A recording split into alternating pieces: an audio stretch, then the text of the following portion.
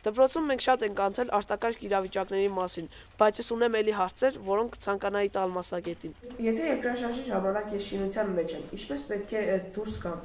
Նախ կախված է շենքի տիպից։ Եթե դուք գտնվում եք 5-րդ, 4-րդ հարգում,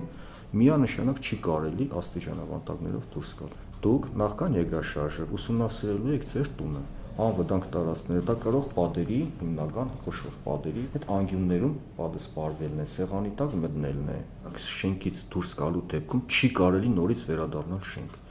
որովհետև դա կախված է երկրաշարժի ցնցումներից։ Նախքան երկրաշարժը դուք պետք է տուն ունենաք պայուսակ, որի մեջ պետք է լինեն ռադիոպրիոմնիկ, լուսարձագիչ, 3 օրվա սնունդ,